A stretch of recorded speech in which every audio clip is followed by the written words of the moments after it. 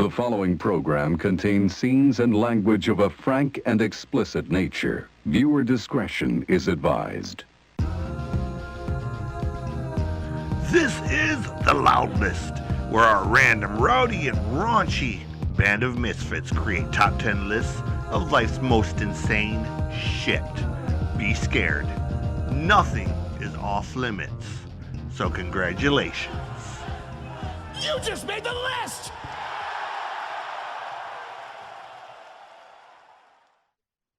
I'm the music guy CJ playing, and this is episode 5 of The Loud List. You saw this gentleman with episode 4, and this is episode 5. He's back like a bad case of herpes. You know, go away, but it always comes back. This is Mr. Jeremy Bryant.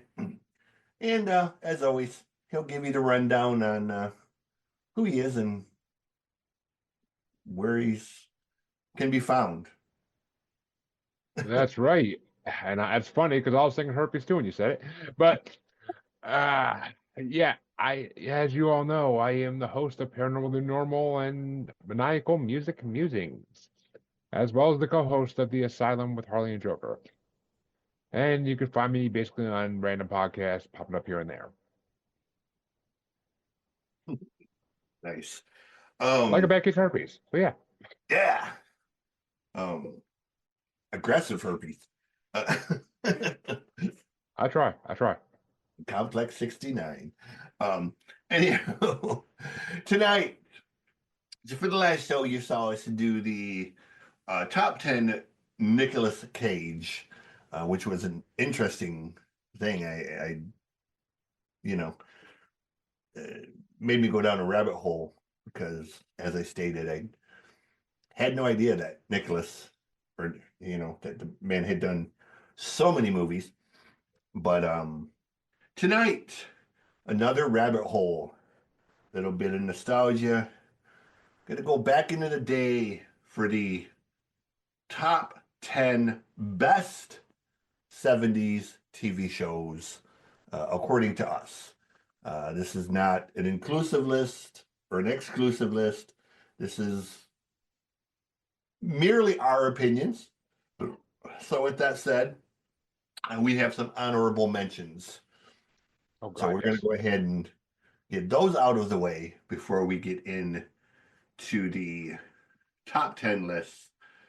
So, sir, please give your honorable mentions. All right. Well, as I told you before, there are some of these that go from the 70s to current day. And I'm going to group like 5 of these together because they're all kind of the same category. I grew up watching a certain network on satellite TV at my grandparents' house in Florida over the summer for like the whole summer. So those 5 shows are Jeopardy, The Price is Right, Wheel of Fortune, The Newlywed Game, and The Match Game. Because I love game shows, especially 70s game shows, because they were dirty and they were funny. Like they got away with shit back then. Guests getting groped by the freaking host and whatnot. Like they got away with shit back then. So Hollywood Squares was the best. Oh, it was. It was. Hollywood Squares, fucking Bruce Valanche, like, oh my God. But I mean all the shows I mentioned and probably other ones actually, I don't know. I went through a list of all the 70 shows today, so I think those were all actually, no, they weren't all the game shows, but they're the ones I watched that are the most popular ones that kind of stuck around. I could have brought other random ones up that I've seen episodes of, but nah, these are the ones that stuck around for the test of time. So yeah, I'm pretty sure every single one of these is on today in some shape. Yeah, when you said that, I was like, what the hell shows were on that are still around? And well, I didn't think about that. I would have gladly had Doctor Who in the list, but that started in the 60s, so I couldn't. Yeah. Price is Right is another one that started, I mean, even before the 70s, but I was looking at a list of shows that debuted in the 70s by year, and it was on one of the years as a debut, so it had to debut in the 70s. Price is Right? Yeah, they had to have. I thought The Price is Right started in the 60s. Or maybe I I, don't know. Maybe it was the 70s. I thought it was the 60s, but I know my grandfather, who's 98 years old now, and my great grandfather before him. 1972, Price is Right started. Okay, so that's okay. But I know no matter what you were doing, even after my grandpa retired from General Motors, um, you started your day, whatever you were doing, lunchtime was 11 o'clock because you sat at the table, you had lunch, and you watched The Price is Right. It was literally like almost a religious thing with my grandfather was 11 o'clock lunchtime so that he could watch The Price is Right. At 12 o'clock when The Price is Right was over, lunch was over, you go back to work doing whatever you were doing. But, it's just, I'm Yeah, I sure even today, you know, he's probably still. uh I mean it yeah, that it was a when you stayed home from school sick, you watched Maury, Jerry Springer, and Price is Right in the 90s. So when you Yeah, stayed home from school sick, it's what you were doing. So I've seen more episodes of Price is Right than I can recall. So I mean it's yeah. I can't say I've checked out the Drew Carey version too much. As much as I love Drew Carey, but it's not really his show, so I don't care. But He's Bob not Barker was a bad. legend. Yeah, he's Drew's not that bad. I will admit that I was skeptical at first, but he's actually cut out for it. You know, Well, oh, I mean, I loved his sitcom and I loved him hosting Who's Line. So, I yeah, mean, he has that hosting ability. I knew that, but it's not the same thing where he could do like comedy during the show like he could on Who's Line. So, I he's mean, it's pretty a different funny. world. He's pretty funny during it. Okay, is that all of your honorable Oh no, mentions? no. Well, that's a You know, majority of them. That's a majority of them. I just wanted to get the game shows all grouped together. My other honorable mentions, I have three other ones. Sanford and Sons an honorable mention, only because I didn't really watch too much of it. My grandfather on my dad's side would watch it all the time. He thought it was hilarious. I didn't pay much attention when he was watching it. I watched some episodes. I understand. I get the humor. I love the humor of it, but it wasn't one of those shows I watched all the time, so I didn't want to put it in my top 10. And there's a lot of other shows, so I didn't want to put it in my top 10. Same goes for this one, Archie Bunker's Place, because you'll see. I'll get to that. I'll get to my top 10 more, but Archie so Bunker's Place.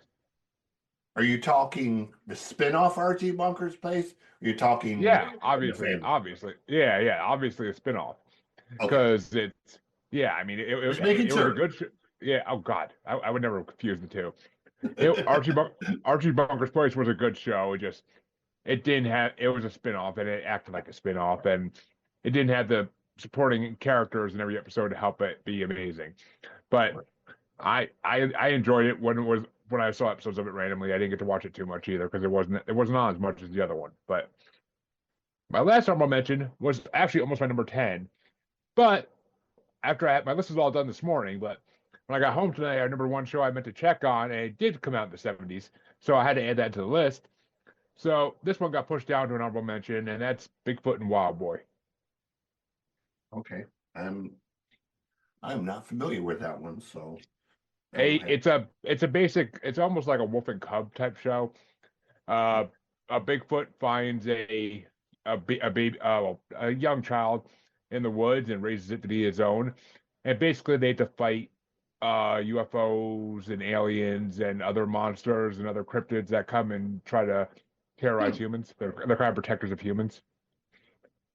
I'm gonna have to check that one out because that one went completely over me. It only lasted a couple seasons, and I would never know about it if I wasn't into the paranormal. But Right, I get that, and um, I've got a because that's couple. what Go ahead. I'm sorry. trust me, it's hard to find. Yeah, It's not one of those shows that they show everywhere. It only lasted two seasons. It can't be syndicated. It didn't have 100 episodes.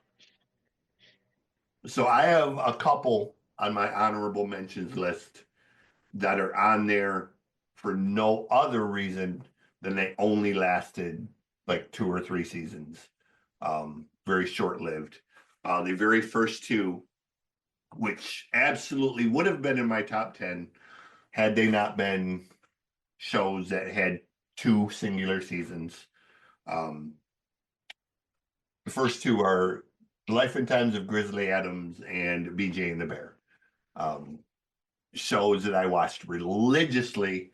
Still love those shows, but two single seasons, they were done. So you can't really, you know. My other ones are The Incredible Hulk, Welcome Back, Kotter, Taxi, Scooby Doo, Three's Company, Laverne and Shirley, Hawaii Five-O, Adam 12, The Love Boat, Good Times, and Kung Fu are my honorable mentions. Some of those being your honorable mentions kind of fucking scares me. I got some really good ones. I think I have a great top 10 list, and it's pretty fair, all things considered. But I'm sure yours are going to be, you know. Laverne and Shirley on honorable mention is almost insulting. I didn't have it on my list at all. I could have easily. I freaking really enjoyed it, but I was like, I had to draw the line somewhere. And Laverne and Shirley was just below that line. It was enjoyable, but I didn't like religiously watch it. And then can't think of the other one you mentioned that really like shocked me. Oh, Three's Company. How dare you? How fucking dare you?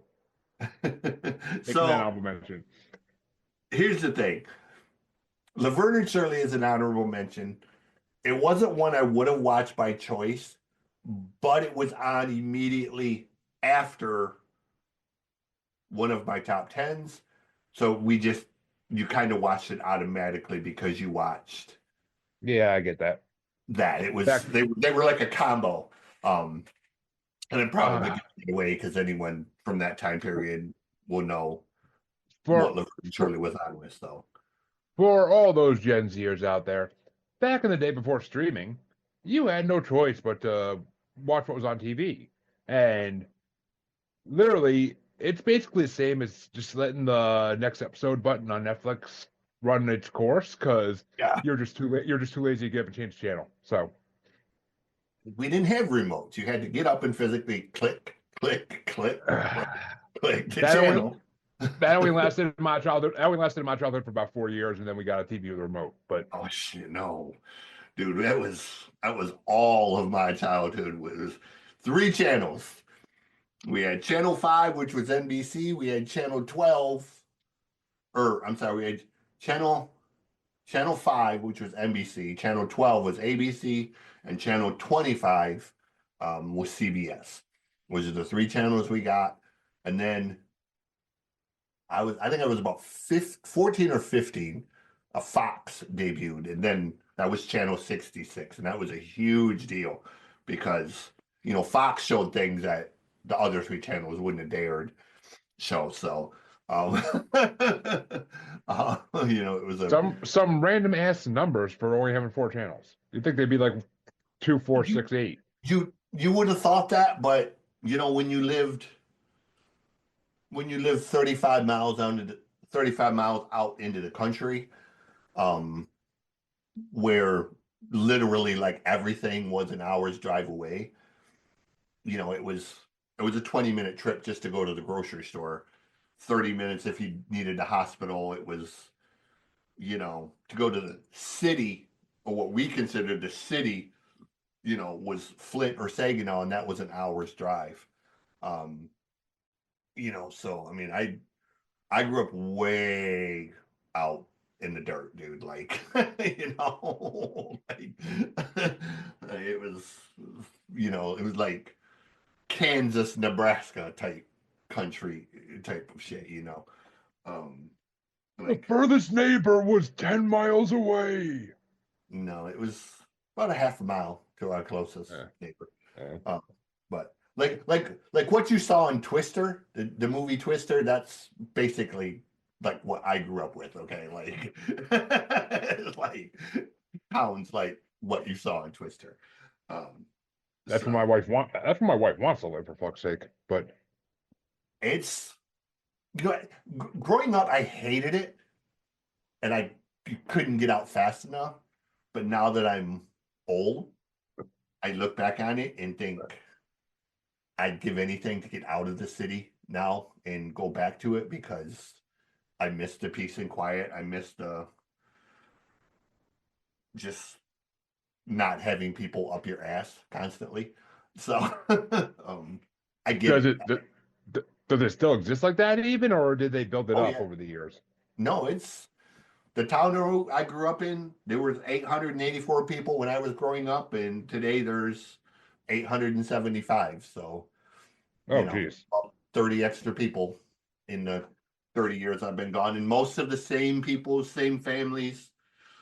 Children haven't inherited the houses they grew up in, and um, I believe it or not, the teacher that I had in kindergarten just retired 2 years ago.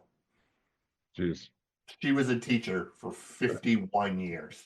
Um, so, I mean, that's a type of town I grew up in. Like, you taught forever. My dad, he's in his 54th year driving semi. So, you just kind of work until you die, or they force you out. You have a choice, I guess. I'm sure Mrs. Jablonski, she didn't want to retire. They probably forced her out and said, "Look, you've been here as long as a goddamn school building. Get the fuck out." Um, Nobody liked her.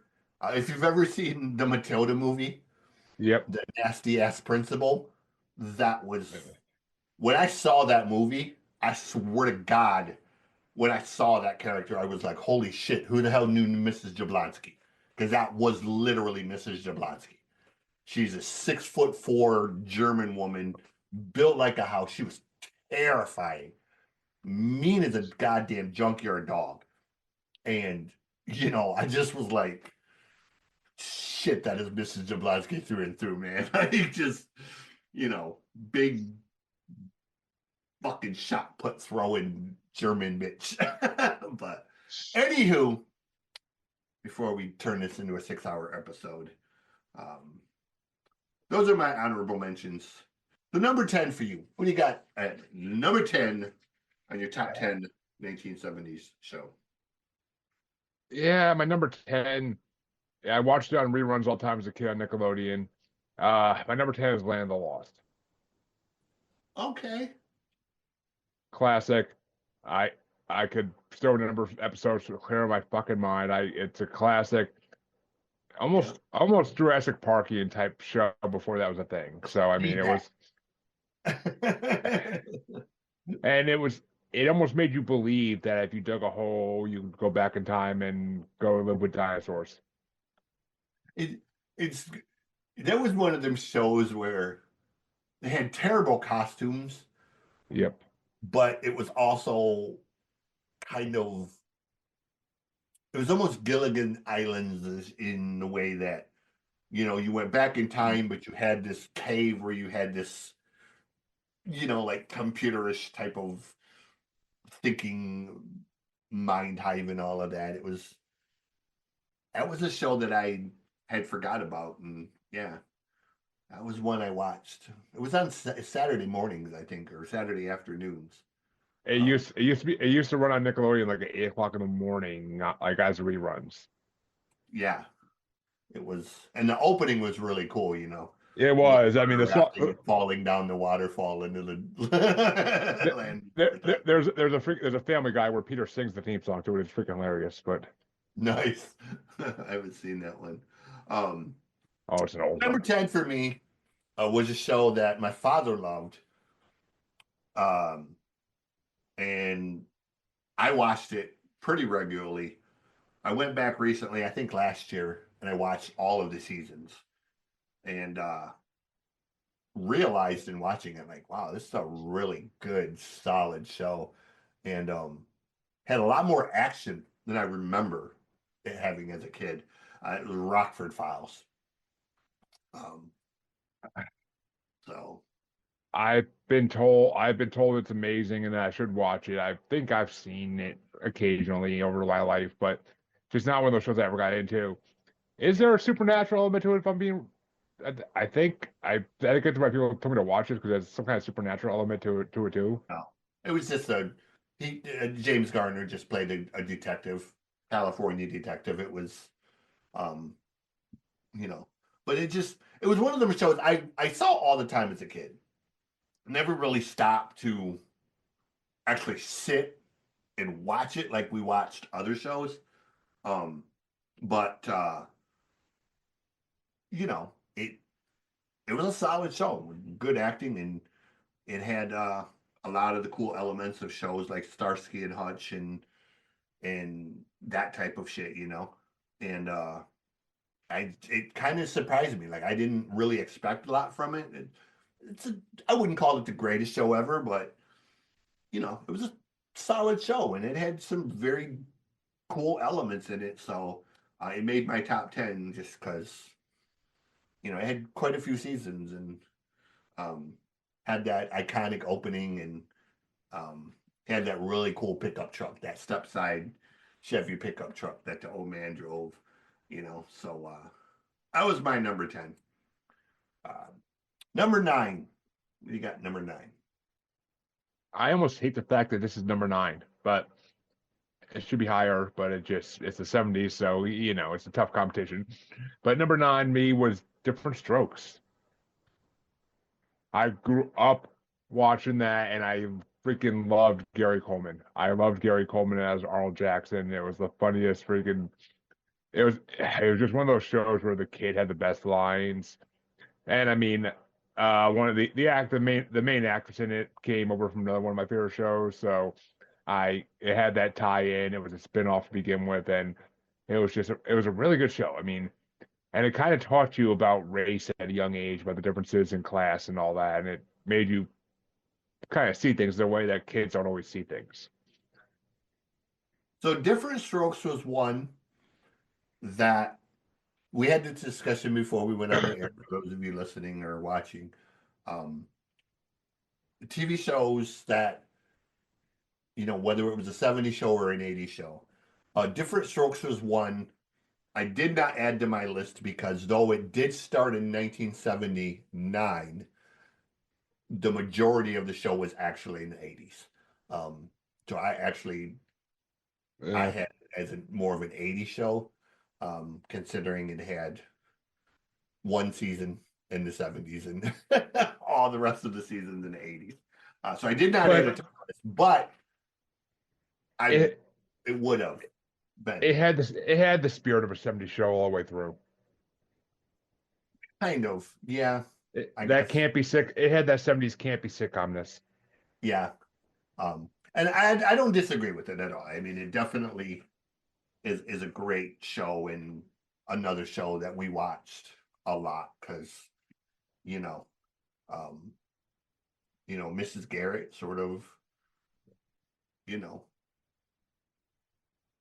ended up with her own thing, and she was, you know, kind of took on a life of her own, and you had some really great additions at the beginning, and then at the end, introduced us to talking about '90s TV series. That it was a show that introduced us to Danny Cooksey, who, if you're not familiar with that name, look him up. He has done the voice of more of your '90s characters than you even realize. '90s and 2000s cartoon characters. I I Um, know the name. I just can't think of what the hell he's done. uh, oh man, he's done.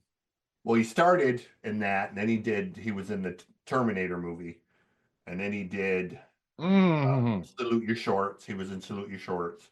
That's where I And know him from. Okay, yeah. yeah, the redhead. Um, he had the short-lived metal band that Steve Vai started called Bad for Good. Um, and he's done voiceover work since then, and he's done God, like he's done so much voiceover work. His resume is really kind of crazy.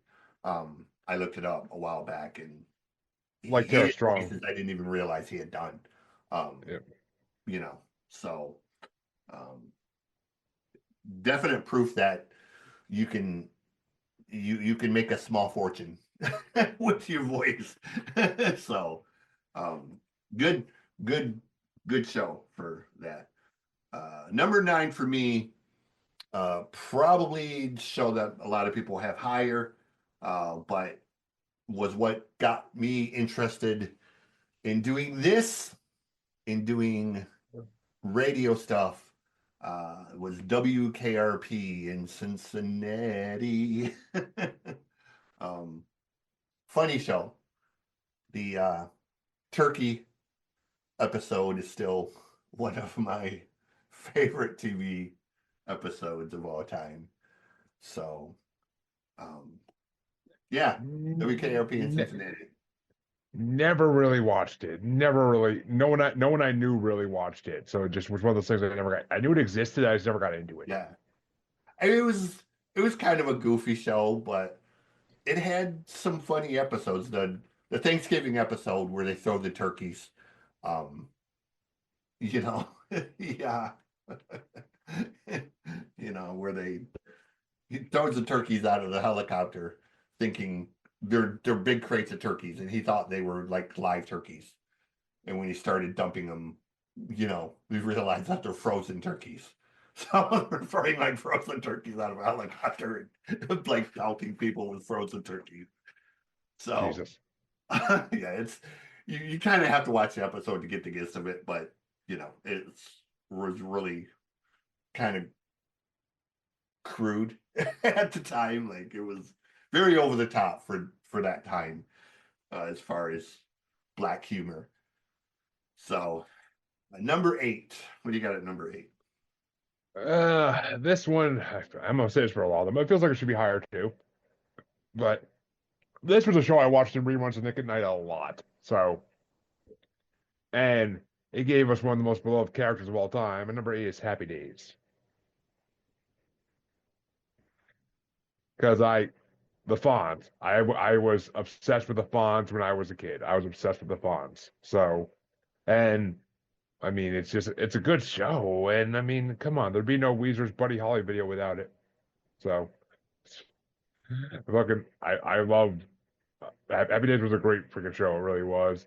It had some corny ass moments like the Jump the Shark episode and all that, but I mean it also gave a lot of spin-offs. I mean, it gave Mork and Mindy, it gave Johnny Laverne Loves and Shirley. Chachi, Laverne and Shirley, it gave so many spin-offs Happy Days and is the reason we watched Laverne and Shirley, because it was on immediately after yep. Happy Days, so it was just And let's not as the Church of Peter Griffin will remind you, let's not forget Richie's older brother that walked upstairs in episode 1 and never came back down. Yeah, and in characters that you didn't even realize at the time were in the Jump the Shark episode, or when he jumped his motorcycle. Pinky Tuscadero is Susie Quattro, famous female rock star. She's still performing today. So and Henry Fonz has gone on to Everything. He's in yeah, everything. he was behind MacGyver. He produced the MacGyver series, the original MacGyver. He's with the Water Boy and Oh, he's in like most of Adam Sandler's movies at some point or other. He has small roles in like all Adam Sandler's movies.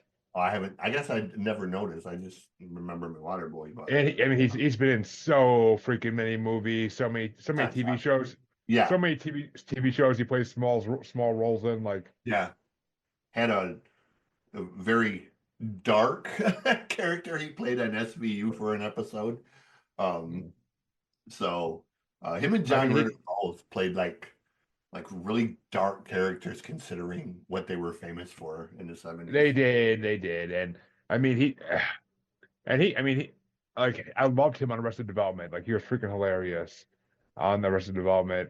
He's done a lot of great like small roles where he plays like shady ass characters that do like stupid things. And yeah, I mean he's just a great actor overall. Everything he does is hilarious. Yeah, he's great actor and great producer. So And it gave us Ron motherfucking Howard, who made some of the best movies ever. So come on now.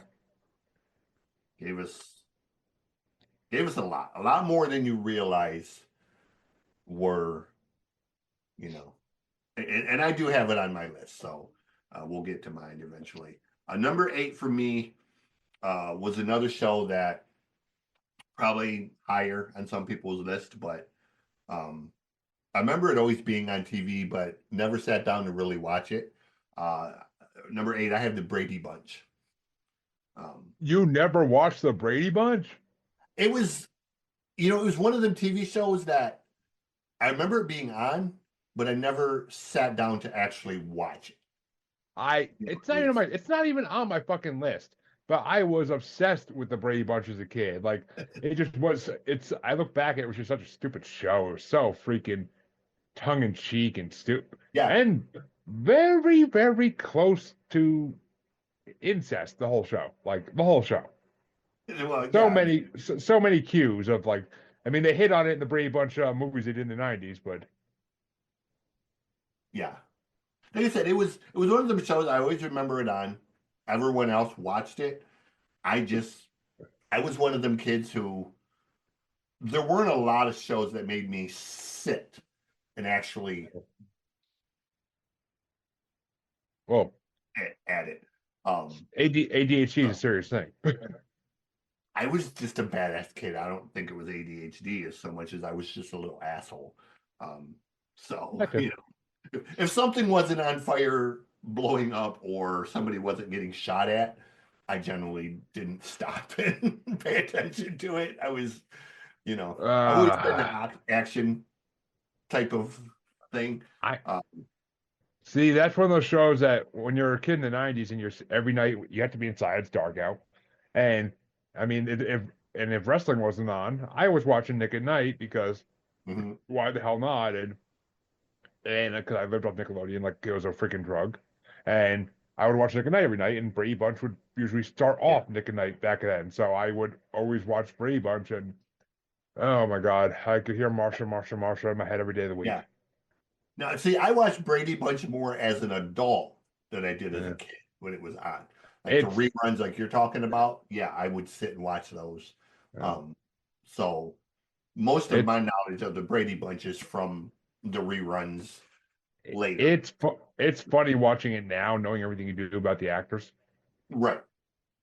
Yeah. Like I love that scene in Family Guy where they're watching the Brady Bunch and they get they had the big screen TV and they're like, oh, now you can see the whole picture from the Brady Bunch, and it goes out in bed and you see all African American males behind Carol and Greg.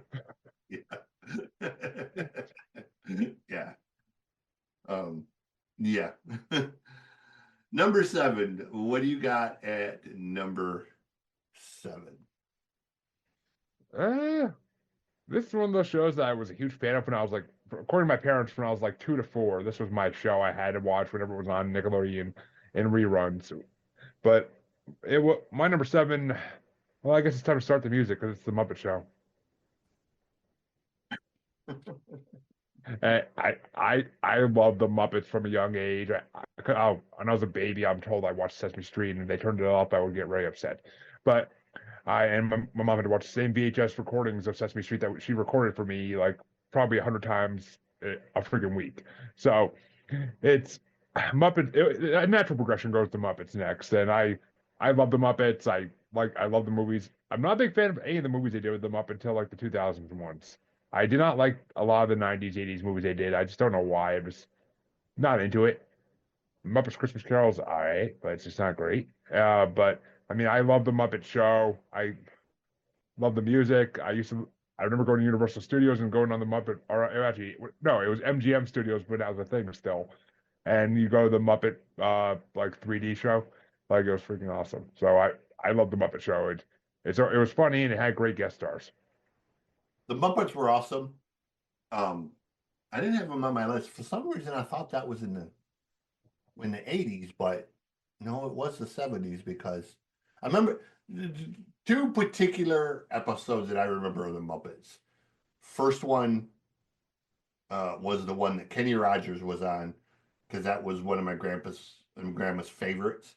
The other one was an episode that had Alice Cooper. Yep. I'm here. Fucking light. But I was gonna say your light went out. motion sensor.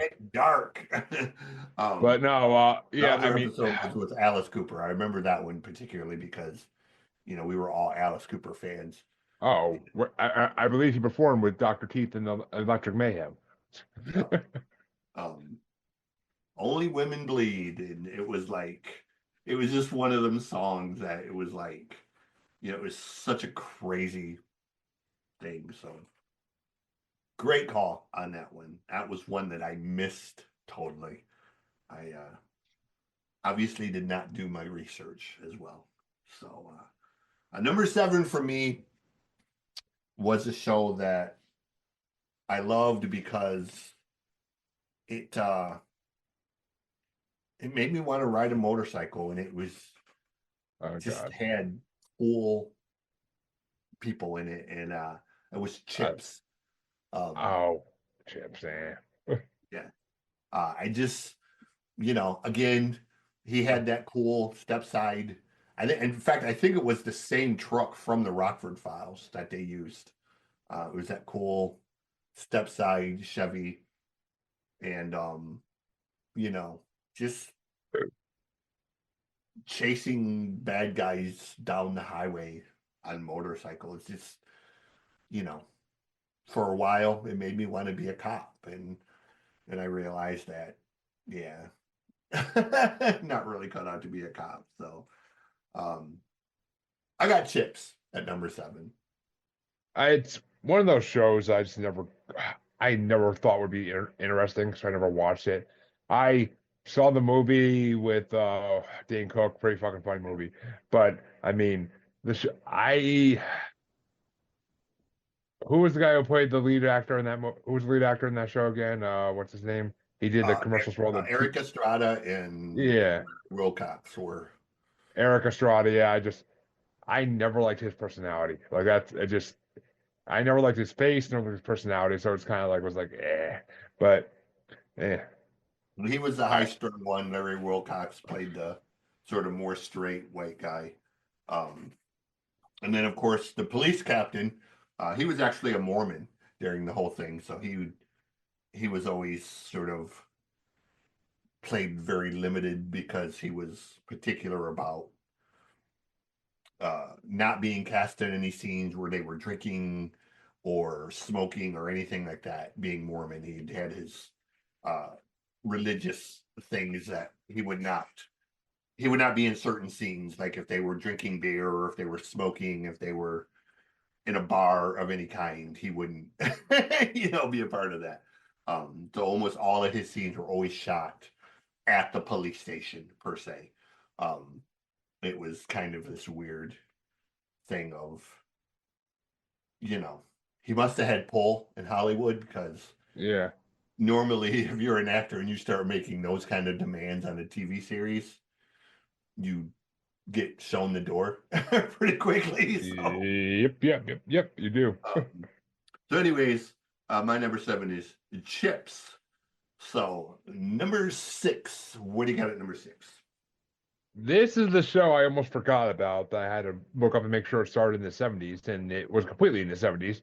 It only lasted 3 seasons, but I was on a quest back in during COVID, 2020, during COVID.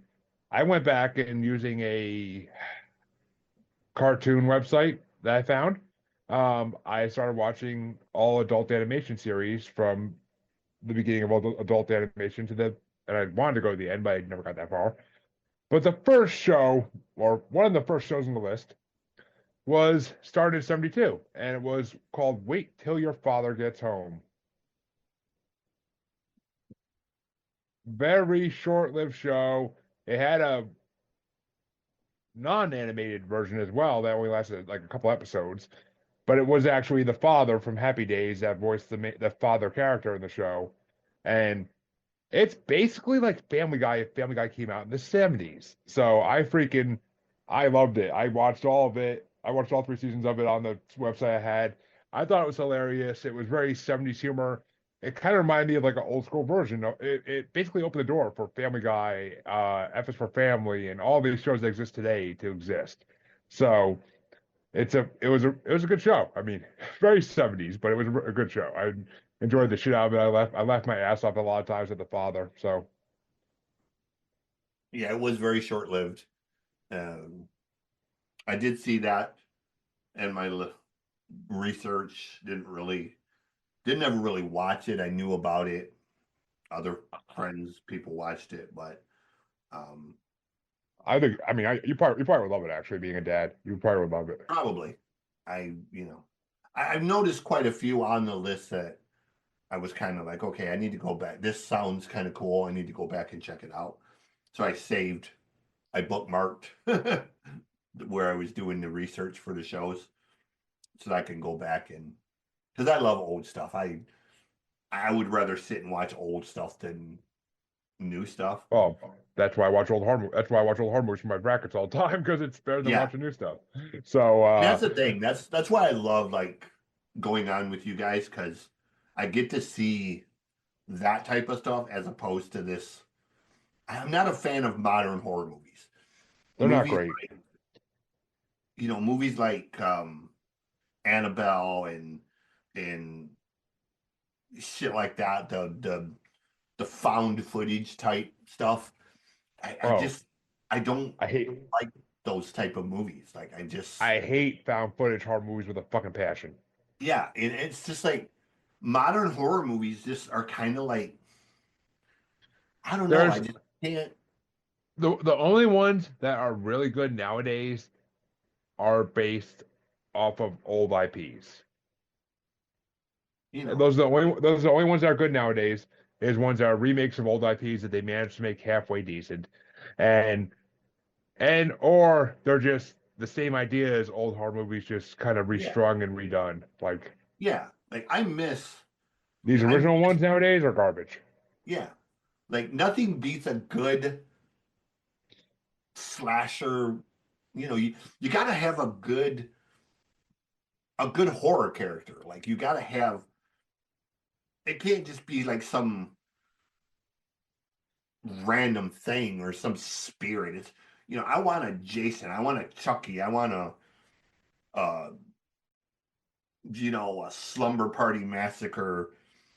Yep. I want a tangible bad guy that you have I to escape and I whatnot. I I want a guy that has to fucking kill girls at a sleepover, but has to play rock music on his guitar he kills people with between each You killing. know, yeah. Like the best one, the best. I hate to say this, but the best modern horror movie that I saw was one that was very tongue in cheek. Um, but it was a really great character. It was the movie Uncle Peckerhead. Never heard of it. Oh my God. It's dude, if this movie was made originally, Sid Haig was supposed to play the character, but he died before they could get it Oh, filmed. that. So they He had does. someone who was similar to him play it, and the guy played the shit out of the role. But he's this so these young kids have this punk band. They want to go on tour, but they can't afford it. So this guy shows up and says, "Hey, I got this van. I'll take you on tour, blah, blah, blah." So they go on tour. And, the guy introduces himself. "Just call me. I'm Uncle Peckerhead." So they're like, "Uncle Peckerhead?" So of course the girl, the bass player, she discovers that Uncle Peckerhead at midnight every night turns into a flesh-eating zombie, essentially. So she walks into a bathroom and sees, him basically eating this body. And then it just turns into them trying to get away from him and whatnot and whatnot. And you got to see the movie. It's really I'll double check it it's a out. 2000 and I think it's like a 2016, 15 movie, Uh, but it's got 80s. Oh, it's I'll got double 80s check it. horror movie written all over it. I mean, honestly, that's what I'm saying. Like the only good, really good horror movies I've seen that came out in the last 5 years, I'll say, or actually, no, 3 years. I'll say 3 years because I don't want to go too far back, but was easily Winnie the Pooh, Blood and Honey, or The Mean One. Because they're based, this thing they're doing where they're taking old IPs that they can now mess with and making horror movies out of movies that weren't horror movies Yeah. is fucking amazing. I fucking love it. The I Mean am. One, The Mean One is one of the funniest freaking movies I've seen in a long time. You'll laugh at Uncle Peckerhead, and you could tell watching this movie that it was a role written for Sid Haig. Like it's just so obvious that it was written for him. Yeah. But it sounds like his type of role. I like that. I just downloaded that Popeye the Slayer Man one. I haven't watched it yet, and I'm really looking forward to seeing that one just because I've always thought Popeye was a serial killer in essence. So I want to see the Bambi one. So number 6 for me, getting back on thing, I have the Jeffersons at number 6. So Not far off, but okay. It would have been higher had it not been for the rest of what I have on my list. And the rest of my list in the top 5, it went back and forth other than what my number 1 was. So the Jeffersons, number 6. Let's move on. Number 5, what do you got at number 5? This might be the one that most people might not have on their list, but I started watching this show when I was a kid. It would be on random channels early in the morning, like at 6, 7 o'clock in the morning. If I was up for random reasons on weekends that early, I would sit and watch this show, and it kind of fueled my love of the paranormal at a young age. And my number 5 was Kolchak, the Night Stalker. It was a spin-off of the original Kolchak, and it only lasted like maybe 2 seasons. I'm kind of thinking only a season, but it didn't last long. But he was hunting a werewolf, he was hunting a vampire. Like, it was, for a kid that was into that shit, it was amazing that, like, there's actually a show about someone trying to, it was almost like Supernatural, but like a 70s version of it with one character, and it was like a hunter thing almost. It was kind of cool, but I enjoyed it, so I had to put it on my list because it's one of those. Kolchak the Night Stalker. Kolchak. I mean, the Kolchak show ran for the real Kolchak show ran for like freaking 5, 6 seasons at least. Like, it was a huge show, but Night Stalker was like a spin-off they did where it was all supernatural stuff, him getting witches and shit like that. It was like, it was different. It was different, but it was done well. It was done like very good detective stories, and like him starting every episode off and narrating it to himself. Like, it's just classic. It's classic, and I honestly want to go back and watch it again as an adult because I haven't seen it on anything. Yeah, I'll have to check it out. I'm not familiar with it, but okay. So I have the Jeffersons at number 6.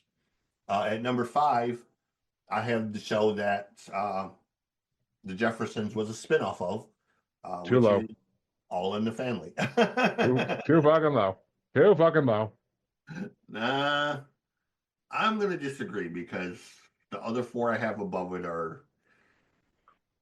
I think are solid top 4. Well, that's also one you're gonna disagree with because it was in the honorable mentions, but it was a show that we watched religiously. So, All in the Family is my number 5. So, but again, completely understand if somebody has it way higher.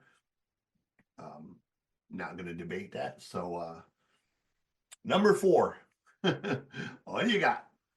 All right, my final 4 are all to be expected ones in a way, but my number 4 is the Jeffersons because it was one of those shows I discovered on my own that I saw George Jefferson first on the show he came from, but I love freaking George Jefferson. I forget his real name for the life of me right now.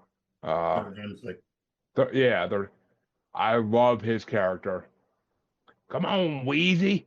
Like, oof, you honky? Like that's literally how I learned the word honky from watching The Jeffersons. But but I love The Jeffersons. It had the it had that edgy comedy for the 70s that its predecessor had, but it was for African Americans, which I as a white boy who grew up in suburbs and literally had one African American student in his elementary school until like fourth grade, I did not have that around me to see the culture and hear the talk.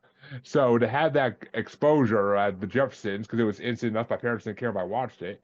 So I I laughed my ass off at it, and I mean, them showing up on Fresh Prince of Bel-Air to buy the mansion in the final episode was freaking hilarious. Like as one of the potential buyers, like Yeah, it was it showed the flip side of the coin from All in the Family, but it was very edgy. You know, that and All in the Family both and, were and it very, had very one of the edgy. best.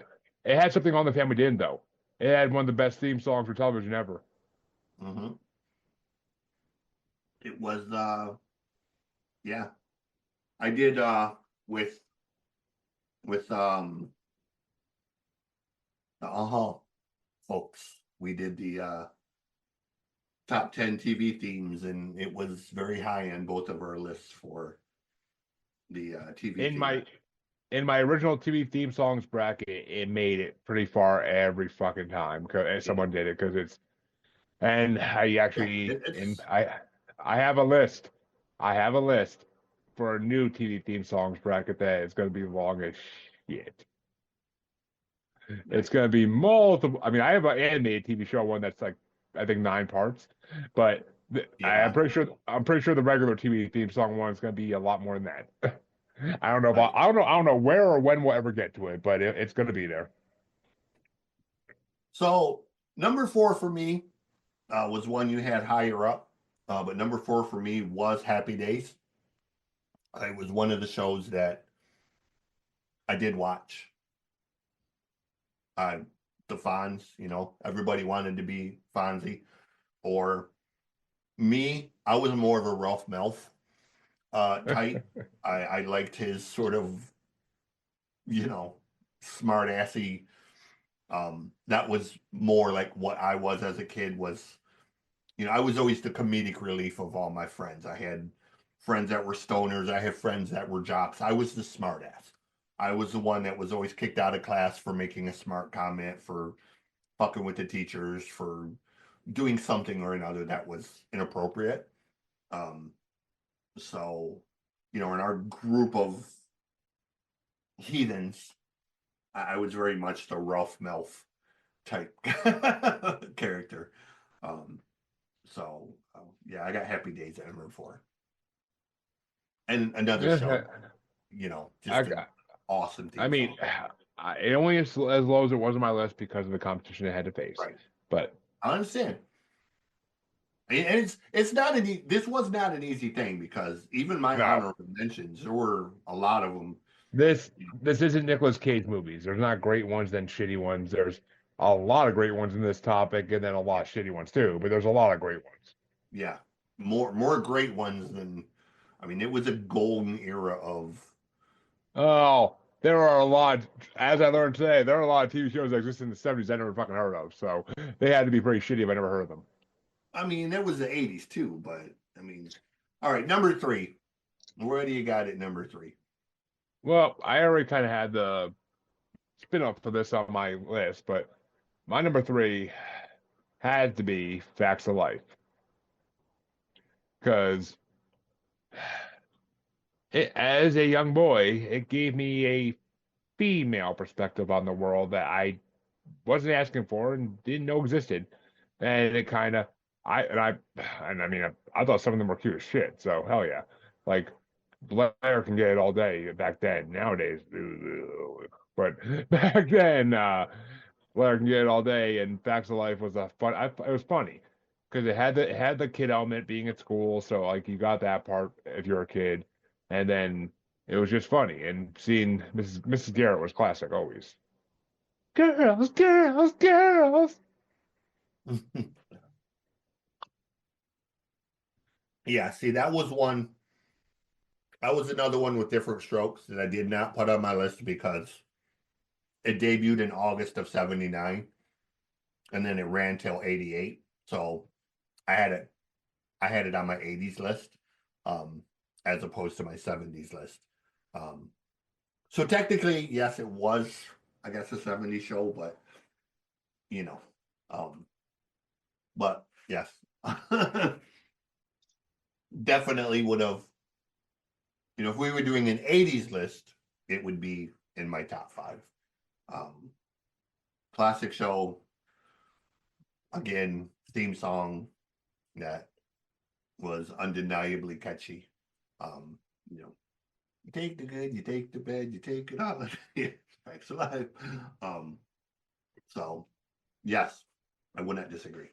Um, Number three for me was in your honorable mentions. Um, but we watched it religiously because to me it was one of the funniest shows on TV, and massive fan of Red Fox. My number three is Sanford and Son. Like I said, I rarely You miss big, an episode. you big dummy. Um, just there were so many episodes. To this day, I can quote, you know, the episode where he ate the 7-day old collard greens, and he's like, "Son," he's like, "they're coming for me. The buzzards are circling over the house." And then Esther walks in. He's like, "Oh God, the head buzzard is in the house." You know, just there was so many episodes. Whether it was the one where Grady was growing weed in the yard, or you know, um, the play between Red Fox and Wanda was so legendary. The way that they were best friends in real life, but they played, characters where they would have tore each other apart, and that was what was great. And Red was such a phenomenal actor, uh, aside from the comedy stuff. And Harlem Nights is probably one of my favorite all time movies. Um, so I got Sanford and Son at number three. And it's I only at mean, number three because my top two are two of the greatest if TV series of all time. if I actually watched it, I know I'd love it. So I can't disagree with that. I know I'd love it. I know I would if I actually watched it. So like all the way through. It's Red Fox is fucking a legend. So I would definitely love it. Um, like I said, it's only at number three because my top two are, to me, two of the greatest TV series ever, regardless of what decade you're looking at. So what do you got at number two? My top two. I mean, there are two shows that my grandparents used to record off TV Land and Nick at Night for us and on VHS, and I must have seen every episode of both these shows multiple times that way. And this is my number two only because of what number one is, and I can't knock number one down. My number two is 100% Three's Company. It's before I even knew what it meant, what being gay meant. Seeing Jack Tripper pretend to be gay was one of the funniest things I've ever fucking seen in my life. And I mean, Chrissy, oh my God, a young prepubescent me found out things about his body by watching her. So, I mean, Three's Company was one of the greatest freaking shows of all time. Like, it's just so funny and perfect and classic. It's just amazing. The jokes are freaking phenomenal. Both landlords, Mr. Roper and Mr. Furley, were freaking hilarious. I the show, I mean, and Larry was one of the greatest side characters of all time. So I mean, the girls could have almost left the show, and I still would have freaking found it hilarious and loved it. But that was kind of the point, so they couldn't leave the show. But I freaking, I love it. It was a perfect show. Yeah. And even so, the fact that they found two different sets of landlords that were both perfect in their own aspects. First with the Ropers, and then with Mr. Furley. Um, you know, was phenomenal. Because Mr. Roper was always hilarious as the sort of scheming thing, and then you had her with her outrageous outfits, and it's always trying to you know but Larry was great, and you know Lana Falana, and so many great Oh, I mean, characters. and the fact that anybody Killa eventually used the Regal Beagle in the beginning of one of his freaking raps is hilarious. Where he actually acts like he's performing at the Regal Beagle. Like I love it. Like it's just that show is classic. That show is so classic. Yeah, and it was a show that we watched pretty regularly.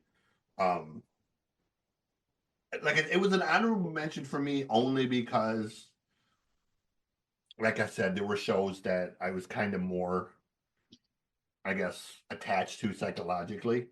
Um, but I can't disagree with it being in anyone's list that high up, because it really was I mean, you know, and put it this way, my grandfather, one of the most religious Protestant Christians I've ever met in my fucking life, yeah, would let us watch Three's Company as kids, like 6 years old and up at least. yeah, And every time they would do something that was like sexual as shit, and because maybe he didn't think we got it, but as we got older, he would just be like, "Yeah, they're screwy," and like laugh at it and then move on. Like it was just like things you wouldn't expect him to let us watch. He let us watch. Like that was the main thing. Was like let us watch all Jack's freaking and Larry's freaking comics yeah. and stuff about the girls. That he was just like, that's screwy.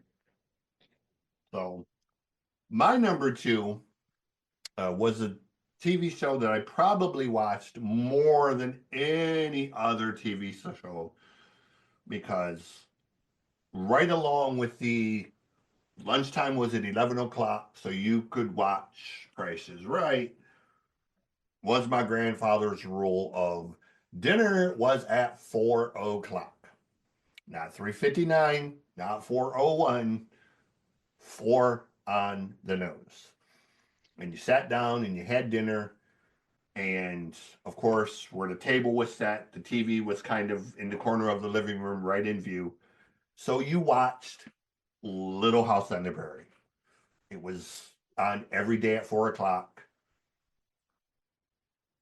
Rule number 3 at my grandfather's house: it didn't matter what you wanted to watch. If Michael Landon or Andy Griffith was on, that's what you were watching.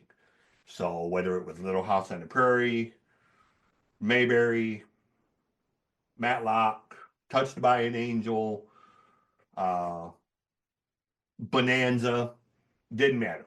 If it had Andy Griffith or Michael Landon in it, that's what you were watching.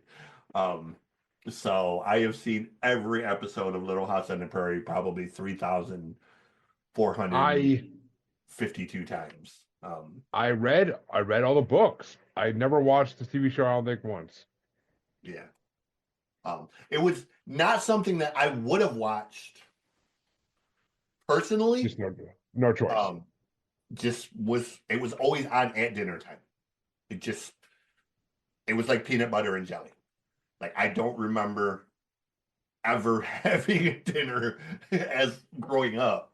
I don't remember ever having a dinner where Little House on the Prairie was not in the background. Um, Yep. so it was just one of them things to me. And I watch the reruns now, and all of this talk about they're rebooting it. Netflix is rebooting it, and they're going to do a new version of it, and I'm just like, that's a hard piece to mess with. You know, I it I being mean, a as someone, period piece with the costumes, the characters, it's not something that can easily I be mean, recreated. it's based on the books, and the books are pretty simple. They could easily be recreated. Mm, if you've seen the fact that you haven't seen the TV show, believe me when I say Michael Landon created a show that it was very complex, it was very deep, it was very detailed and consistent in what the characters were, who they were, and the relationships they had. So it absolutely will not be easy to recreate. And because of the way he created, now the TV show took a lot of liberties from the books. So they're saying we're going to go back to what the books actually were. So maybe that will play into it being a bit more whatever. But you know, it was a very detailed TV show, and they touched on the thing that was crazy about Little House on the Prairie was they touched on a lot of shit that during that time period was very taboo, very dark. The one of the girls being raped, physical disabilities, blindness and deafness, alcoholism and child abuse. You know, I mean, they touched on some topics that were quote unquote very woke for that time period. And that's why when somebody said recently, oh, they're going to turn it into a TV show that's just woke. It was pretty goddamn woke for its time period. Like they touched on some pretty dark shit for a show that was supposed to be family oriented, you know. There was a fucking rape scene in one of the episodes of a 12-year-old girl. And that was not something that you saw on TV in the 70s, man. That's dark as shit for 70s. Oh my God. Yeah. So, you know, and there was this whole buildup over like 2 or 3 episodes of who the rapist was. It was almost like this who killed JR type of thing of, you know, they didn't show the person, but they showed like the rape, and it was like from the backside, and it was following the clues and who heard what, who saw what. And I mean, he turned it into this like story arc over a couple episodes, and it was kind of like, holy shit, it was pretty fucking dark for you know a TV show. And for a TV show about the 1800s, for fuck's sake. Yeah, so I mean, it wasn't a show that shied away from very realistic situations, you know, shit like that. So it's not going to be an easy show to redo. I wonder if that show is streaming anywhere. Oh yeah, it's actually I because I looked it up. It's actually in the top 3 for the most popular streaming right now. That it has millions of views a day. Like it's literally, there's a whole revival happening with it. And that's the reason that they're trying to reboot it, is because it's so popular again. I think in this day and age, everybody wants to go back to that time. You know, it's one of them things, man, that I can't disagree with. But anyway, it's number 2 for me, Little House on the Prairie.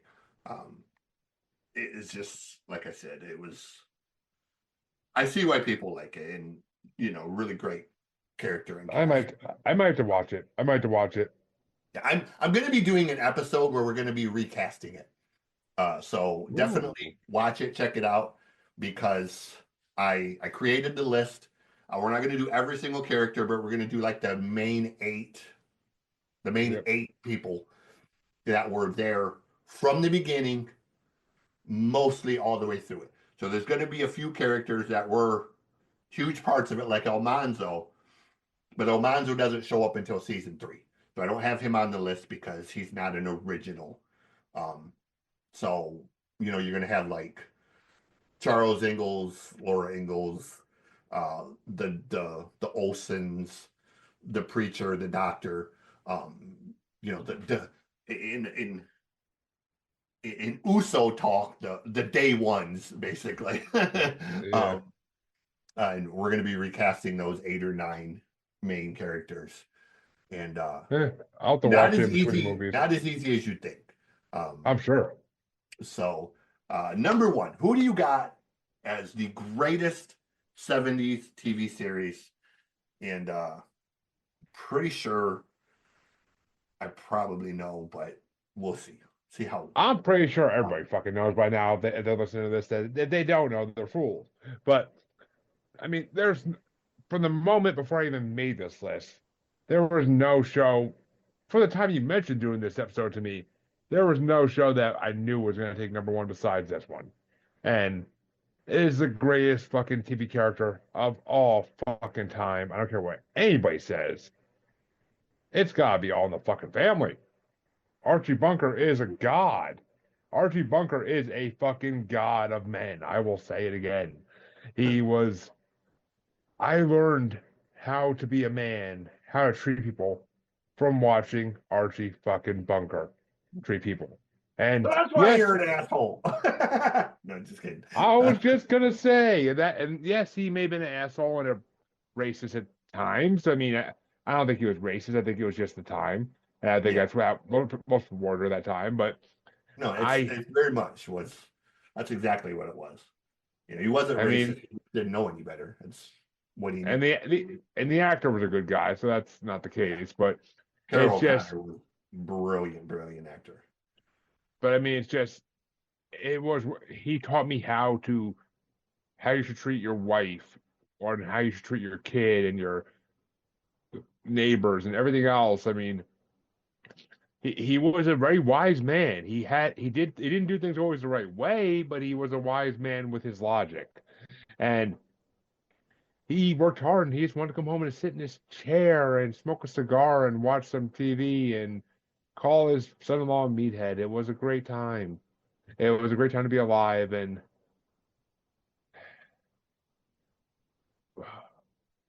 I mean, and his relationship with George Jefferson was one of the most inspiring things ever, because we may not always like each other, but at least we know we don't like each other. So it was great. I can't. And it was the other show that my grandparents, it was the main show my grandparents videotaped and watched with us every Saturday night sleeping at their house. And I've seen every episode more times than I can count. Aside from Edith's voice, it was the best show ever. Edith's voice will drill a hole through your head. But, oh, Archie! Like fucking one of the most annoying voices of all time. But it was just such a good show. I mean, and it gave us freaking oh my God, what's Rob Reiner? He was Rob Reiner. Rob Reiner. Rob Reiner, one of the greatest directors of all time. Like it gave us. It's another show from the 70s that gave us a great director. I mean, Sally Ann Struthers is sitting in a warehouse in Mexico getting fat, but she's actually, believe it or not, she's lost a ton of weight. She actually. I've heard. She actually looks very similar to how she looked on the TV show now. I've seen pictures of her. She does, but I always have Starvin' Marvin stuck in my head. You know, and that's the thing. Like she did an interview recently, and I didn't realize it was her because she'd lost like so much weight and everything, and she looked so good that it was like, wait, what? And I was like, God damn! Like, you know, she went from being, she was very portly. Let's use the term portly. You know, she was pretty good size at one point, and she's back down to, you know, a nice fighting weight, let's say. She definitely got back in shape, but it's. I mean, it was. I still picture the Starvin Marvin episode of South Park. I agree. Funniest things ever, but I loved All in the Family. It was one of the greatest TV shows of all time. I mean, it taught me so much. And the first show to ever have a flushing toilet on it, as minuscule fact as that is, it's still a record. And I just love that when that toilet flushed, it meant that Archie was coming downstairs and me had better get out of his chair. Like, it was classic. It's classic. I honestly want to rewatch that whole series too, because it's just such a good show, and it had such a great storyline. And the fact they took in a orphan kid, like once their own kid moved out, they took an orphan kid at the end of it and raised her. Like, it and that truly showed Archie Bunker's like sensitive side. Like it was a great show. It it really was just one of a kind, and they never can touch it because they can't. Like a lot of the shows you mentioned today, they will never touch them because they know better. I mean, They it was they a show did that. those. Ugh, go ahead. Sorry. They did that like I forget what they called it, but they did that reenactment of like All in the Family and the Yeah. Jeffersons and Good Times, which was with today's actors, which was it was it was all right. I'm not gonna say it was amazing, but it was Right. all right. It was well done. But they never could actually redo any of those shows and fully capture what they had in the 70s. They couldn't. Yeah. They'd Yeah. be They're too definitely woke. shows that I wouldn't. They'd be You know. too woke nowadays, or they just couldn't get. They wouldn't get the right actors. Yeah. I think All in the Family and the Jeffersons, more than it being to whatever, I think you would not be able to really find actors that could truly capture the spirit of what those characters were. To find somebody to play Edith, for example, would be a really monumental task. To find somebody to play Michael the way Rob Reiner did, again, would be very, you know what I'm saying? I Like, I will say it would be. they it was part of the plan originally when they started it, and they did do it well.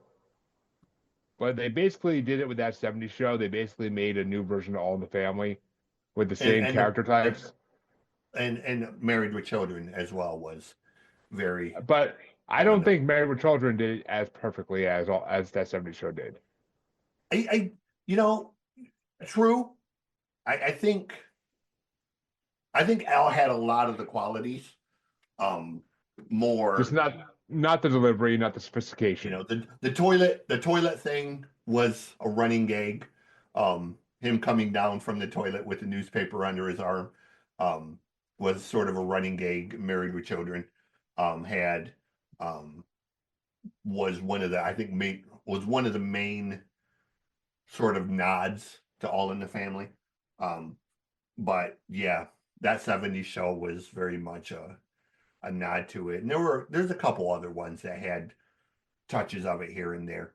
Um, I but I Carol feel Connor, I feel like Red and Kitty perfectly nailed the Archie and Edith. I feel like they perfectly nailed those characters. yeah. And if you were gonna redo it, Tanya is probably as close as you're gonna get to an actress that could play Edith. Um, Yep. you know, realistically, I mean, it's such a small pool of people who could play that character. Even Archie, they're so iconic that, again, you really are walking into sort of a landmine field, um, because if you don't do it exactly right, people are just gonna fucking tear you apart. Um, and the hyenas are gonna be sitting at the gate just waiting for you to fuck something up so they can. Oh God, yeah. I mean, You know, look what they did. you did this wrong. You Look, did this wrong. You didn't get the staircase in the right place. The kitchen is the wrong color. you know, I mean, look what they did to Rob Zombie for the Munsters. So yeah. like, exactly. And that's the thing. Like, you know, um, yeah. So my number one, I went a different direction, but very much for the same reasons as All in the Family. This was a one of a kind show, uh, massively beloved, the highest rated final episode of all time. Um, a show that made me laugh and cry at the same time, uh, sometimes for the same reasons. You laugh so hard you would cry, but at the same time, some episodes that were really deep. My number one was MASH. You're gonna kill me. Never have watched a single episode of it. They, My this was my a show uncle was that obsessed. My uncle had every DVD they put out, but I never could get into it. it was a show that my uncle liked a lot, and my great grandfather loved. So my great grandfather watched it, and I didn't pay attention at first, but as I saw more episodes of it, Alan Alda's character was so, he always had the best, most snarky remarks about everything. And then, the way that he was always fucking with Frank, and then you had, Houlihan, and um then you had the death of Henry Blake, where he finally finishes his thing and gets on the helicopter, and the helicopter crashes and kills him. So that was like shocking, because you're like, I think, 4 seasons invested into Henry Blake, to have him die, and then you know General Sherman shows up with his horse, who is sort of the older, cantankerous one. And then you had Jamie Farr, who played the cross dresser, constantly trying to get kicked out of the army, but they would never let him go, because they knew that he wasn't really anything. He was just trying to get out of the army. Um, it was just one of them shows that was so, even when you tried not to like it, it was funny. It was really, they took a subject like war and death and PTSD for the most part, and just kind of turned it on its head and made it funny, made it into situations that were laughable. And that final episode, man, it was crazy. Like, I remember watching it thinking, why am I crying? Like, I shouldn't be crying, and you just bawling your eyes out, because um you know it was really a touching show. And I still watch it. I have the Samsung Plus TV, so it has like um 200 channels Yeah. that you can flip through, that are dedicated to certain shows. There's a Baywatch Yeah. channel, there's a MASH channel, Vid, there's a Little House on Vid, the Prairie channel, that you know Vizio has the same thing. Yeah. and so, where no matter the time of the day, I can go to channel 1236 and I can get 24 hours of MacGyver, or 24 hours of Little House on the Prairie, 24 hours of MASH, 24 hours of Starsky and Hutch. And you Doctor know, Who. Yep. yeah, All the and episodes. I flip through those channels at nighttime. Like once we're done, I'll probably go in there and I'll just see what I want to watch, and I'll find a channel and just watch all the See, episodes. I never watch those channels ever. There's too much other shit I have to watch, so I just never get a chance to. So Um, I know I hadn't had a chance in years to just sit there and watch something just to watch something. I just do it so I fall asleep, basically. But I my wife doesn't do my since I've been with my wife, she doesn't do the falling asleep with the TV on thing like I used to do. So no, when I was I turn it off before I fall fully asleep. But I don't know. I since I was from the time I was a teenager until the time I was in my early 30s, I would put on. I mean, I would leave on TV originally, but in the later years, I would turn on South Park or Family Guy on streaming, even though I've seen it 1,000 million times, and just let it run while I fall asleep. And yeah, then I'd have the sleep timer on the remote yeah, set for like a half hour, and so it would go off at some point after I was passed out. yeah. And I mean, it's how I fell asleep many years, but my wife prefers the fan, so no, I haven't done that in years. I haven't fallen asleep to TV in years. I don't think I could do it anymore. Well, that's not true. I fall asleep watching TV all the time, but not on purpose. I can't sleep with a fan on, so fans drive me crazy there. I thought that's the way I was in the beginning, but eventually your body gets used to it. Right. So number one for me is MASH. So that was the top 10 of what we have. Really great list. A lot of shows that can go back and check out. But I feel absolutely, between you know I feel like we gotta do an 80s now, and we gotta do a 90s live action and 90s animated. You know what? I'm up for that. Like, send me the details.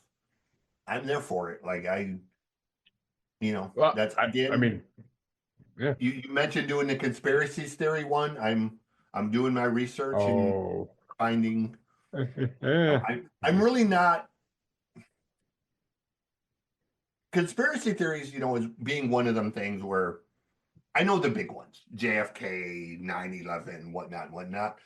But I know there are ones that are far better and far more creative and far more whatever. So I'm doing research so I'm not just regurgitating Yep. same old. Oh, But I got a list of a good 34. that's what I'm saying. So it's not something I'm as familiar with. Um, if you say, hey, do a top 10 list of guitarists not named Eddie Van Halen, that's easy. I can rattle off my top 10, no problem. But as you said, 90s animated series, I'm gonna have to look those up. I'm gonna have to think about that because as far as those, Hey Arnold is about my extensive 90s Oh, animated. that's on the list 100%. That's But what I'm saying. Like that's literally the only 90s animated series I ever watched or paid attention to. Um, true. You didn't you were grown in the 90s and you didn't have kids in the 90s, so yeah. I I started the 90s working at Cedar Point um, as an employee, and then I had kids shortly after and became a truck driver. So the Oh, majority of yeah. the 90s I spent on the road alone in a truck, just driving from one side of the country to the other. So um, there is now a lot of Oh, 90s shit that I got to watch because the good old days in 90s, truck drivers and the lot lizards and everything else. believe me, lot lizards were around long before the 90s. Oh, The I shit know that, around but today. 90s But was yeah, like the last heyday. That was the last heyday of them, kind of. yeah, that was the last decade before Homeland came in and started fucking with everybody and making us do shit that was beyond the um you know it was the last decade where you could actually do the job the way it was meant to be done. Now it's just impossible. um Dad is still doing it. He still bitches and complains about having to do the ELDs and everything now because you know he's been a truck driver since 1971, and he's used to doing the paper shit. So having to type all this shit into this little computer just drives him crazy. And he's like, "I'm gonna retire," and I was like, "Okay, yeah, I've heard that since 1986, but I've yet to see a materialize. You're you're 76 and still out driving this fucking truck, and he'll retire when they force him to retire. Um, I think the fact that he still moves like a 30-year-old is why they let him continue to drive truck because you know he's more athletic than me. You know, I'm 25 years his junior, and he's more athletic than me. So, um, hey, whatever. I mean, anyways, where do they find you? Where do they look up maniacal musings and all the other random ish that you do? There's no randomness. It's all planned. But you can find everything I do on Facebook as Squatchy Largefoot or the Uncensored, Untamed, and Unapologetic UQ Podcast Collective Facebook group. You can find me on the Gram and XXBaby as at Jungle Bastard. You can find me on TikTok as at Jungle Bastard Podcast. You can also find me anywhere Pod Nation TV podcasts are found. And you can also find me on YouTube as Maniacal Music Musings or Paranormal Normal, the only place to see all the episodes of both shows I've ever done, because changing podcast providers sucks and you lose all your content.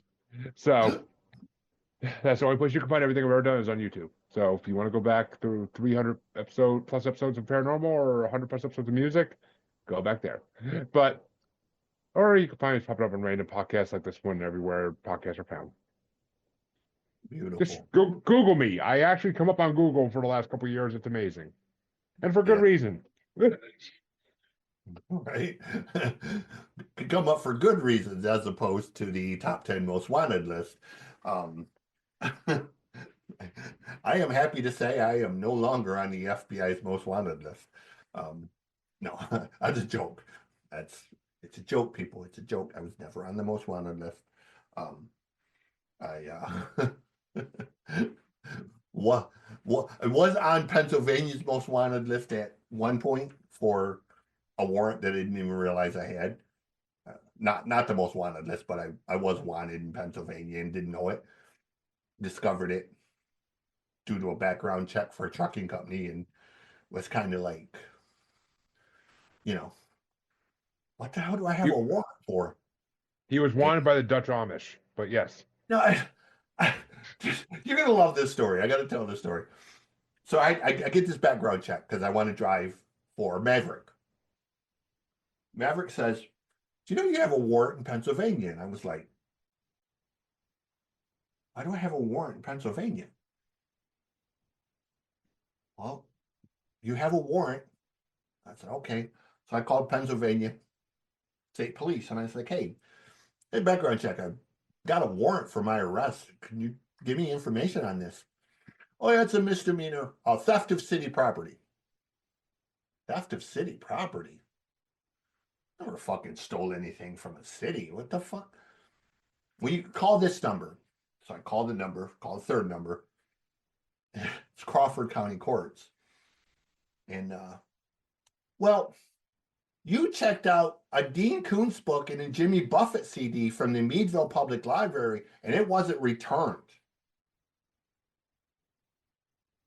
Are you serious? And y'all issued a warrant? Well, we take theft of public property very seriously. And I'm like $20 worth of shit.